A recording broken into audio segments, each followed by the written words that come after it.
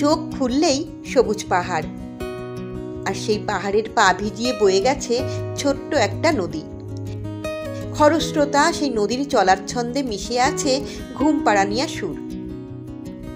এমন একটা বৈচিত্র্যময় পরিবেশে দুই একদিন কাটাতে পারলে এমনিতেই মন ভালো হয়ে যায়।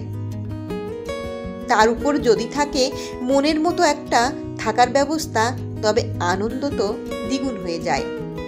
চলুন, খুব সুন্দর একটা জায়গায় আজ আপনাদের নিয়ে যাই, যেখানে নদী আর পাহাড়ের সঙ্গে সারাদিন সময় কেটে যাবে।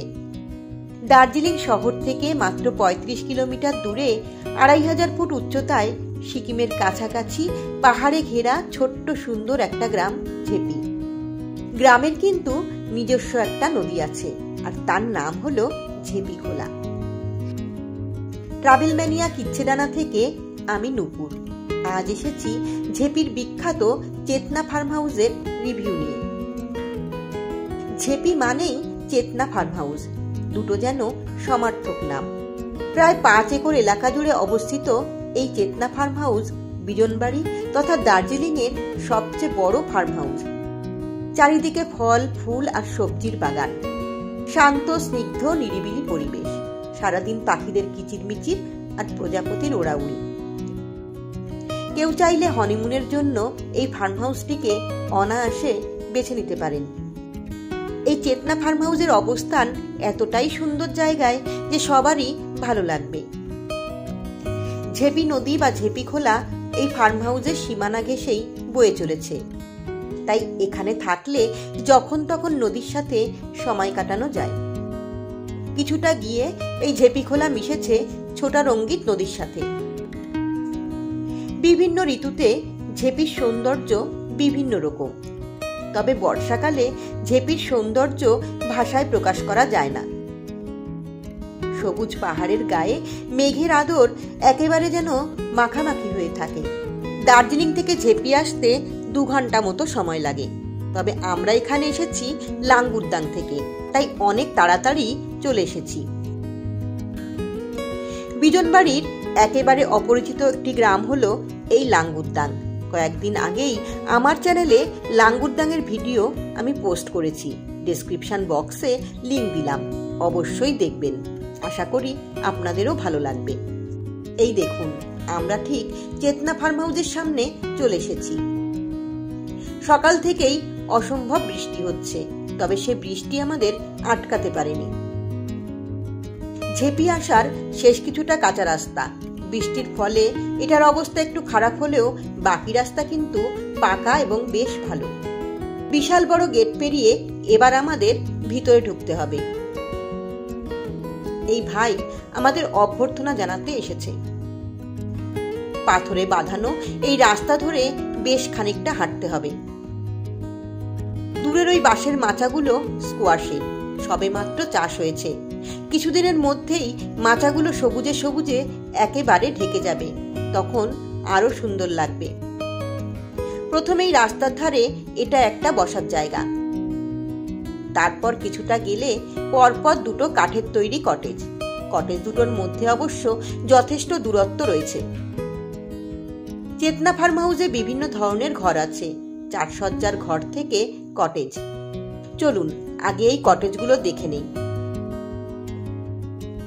কটেজগুলোর ভিতরটা পরিষ্কার পরিচ্ছন্ন ও আধুনিকভাবে সাজানো।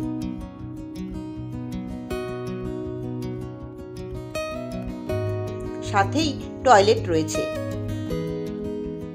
কটেজের চারিপাশে কাঠের রেলিং দিয়ে ঘেরা খুব সুন্দর একটা বারান্দা। বারান্দায় বসার ব্যবস্থাও রয়েছে।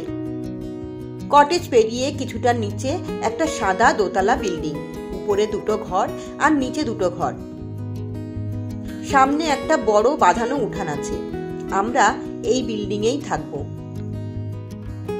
চেতনা ফার্ম হাউসের মালিক হলেন রবিজি। উনি একটা সেমিনারে গেছেন, তাই আমাদের সাথে ওনার অবশ্য দেখা হয়নি। ইনি হলেন রমেশজি। উনি এই ফার্ম হাউসের দেখাশোনার দায়িত্বে আছেন।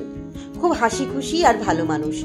প্রথমেই একগাল হেসে খাদা পরিয়ে আমাদের অভ্যর্থনা জানালেন। আমরা এই ফার্ম হাউসে মাত্র 1 দিন ছিলাম। রমেশজি সবসময় আমাদের খেয়াল রেখেছেন। এখানকার অন্যান্য কর্মচারীরাও ভীষণ যত্নশীল ও অতিথিপরায়ণ। এই দিদি ঘুরে ঘুরে আমাদের সবকিছু দেখালেন। চলুন এবার নিচের তলার ঘরগুলো দেখে নেই। এটা নিচের তলার ঘর। প্রতিটা ঘর অনেক বড়।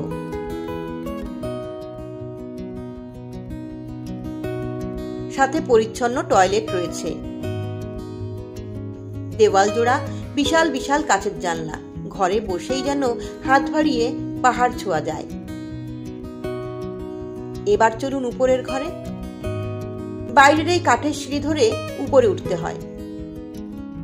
বয়স্ক বা হাঁটুর সমস্যা থাকলে এই উপরের ঘর না নেওয়াই ভালো। তবে আমাদের মতে এই উপরের ঘরগুলোই সবচেয়ে সেরা, অনবদ্য ও অসাধারণ। আমরা থাকার জন্য উপরের ঘর নিয়েছি। এটা দোতলার বারান্দা। বিশাল এই বারান্দাটাই উপরতলার মূল আকর্ষণ। এটা আছে বলেই উপরে থাকাটা অনেক বেশি সুন্দর। সারাদিন এখানে বসেই সময় কাটানো যায়। এখানে দাঁড়ালে দূরের পাহাড়, নদী, চাষাবাদ সব পাখির চোখে ধরা পড়ে। নিচে এটা খাবার ঘর। পুরোটাই কাঠের তৈরি। বাইরেটা ঠিক যেন ক্যালেন্ডারের ছবির মতো।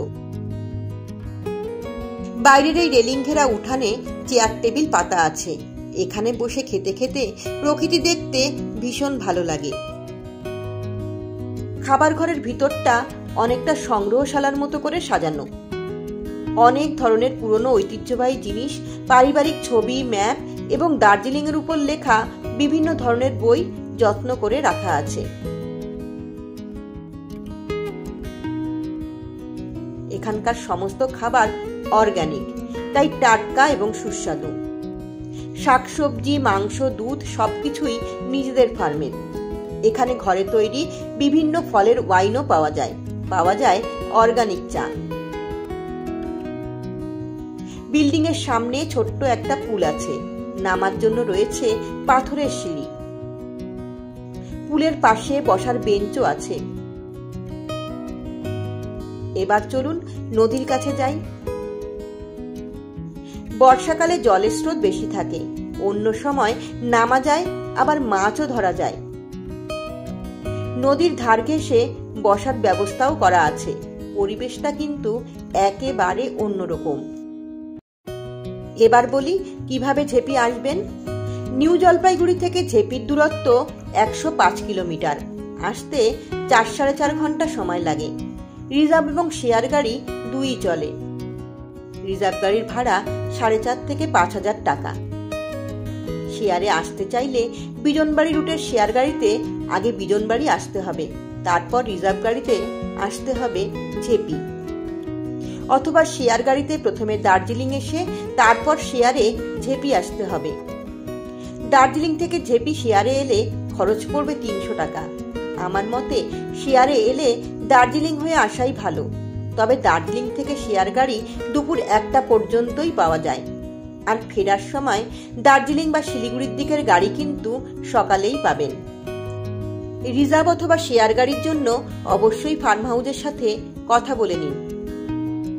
এবার বলি চেতনা ফার্ম হাউসের থাকা খাওয়ার খরচ নিয়ে। চেতনা ফার্ম হাউসের থাকা খাওয়ার 2 ধরনের বন্দোবস্ত আছে। প্রথম ধরনের বন্দোবস্তে থাকা আর খাওয়ার খরচ আলাদা আলাদা। সেক্ষেত্রে 4 জন থাকলে একদিনের ঘর ভাড়া পড়বে 2,500 টাকা। 2 জন থাকলে 1,800 টাকা। খাবার খরচ জন প্রতি দিন প্রতি 600 টাকা। 5 বছর পর্যন্ত শিশুর খাবারের খরচ আলাদা করে লাগবে না। দ্বিতীয় ধরনের বন্দোবস্তে জন প্রতি দিন প্রতি থাকা খাওয়া নিয়ে খরচ পড়বে 1,800 টাকা। এবার বলি ঝেপি থেকে আর কোথায় যাবেন। ঝেপিতে বিশেষ কিছু দেখার জায়গা নেই। আছে শুধু অনাবিল প্রাকৃতিক সৌন্দর্য। যথার্থ প্রকৃতি প্রেমী মানুষ অবশ্যই জায়গাটায় এলে প্রেমে পড়ে যাবে।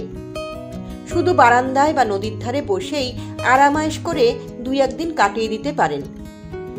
এখান থেকে বিজনবাড়ি মাত্র 9 কিলোমিটার। দোকানপাট চাইলে অবশ্যই বিজনবাড়িতে যেতে হবে। এখানে 1-2 দিন থেকে তারপরে চলে যেতে পারেন লাঙ্গুরদাং, রিলিং, মেগিতান, কিজম, দাঙ্গিয়া, লামাগাঁও অথবা ধোত্রে। ঝেপির এই ভিডিওটি কেমন লাগলো অবশ্যই কমেন্ট করে আমাকে জানান। অনেক অনেক লাইক দিন আর শেয়ার করুন। উত্তরবঙ্গের আনাচে কানাচে ছড়িয়ে থাকা এমন আরও অনেক সুন্দর সুন্দর জায়গার সন্ধান পেতে অবশ্যই আপনারা আমাদের চ্যানেল ট্রাভেল ম্যানিয়া কিচেরানাকে সাবস্ক্রাইব করে সাথে থাকুন আর পরবর্তী ভিডিওর নোটিফিকেশন পেতে বেল আইকনে প্রেস করুন। এর পরের পর্বে আসছি আরও একটা অফবিট গ্রাম লামাগাঁওয়ের অসাধারণ প্রাকৃতিক সৌন্দর্যের ডালি নিয়ে।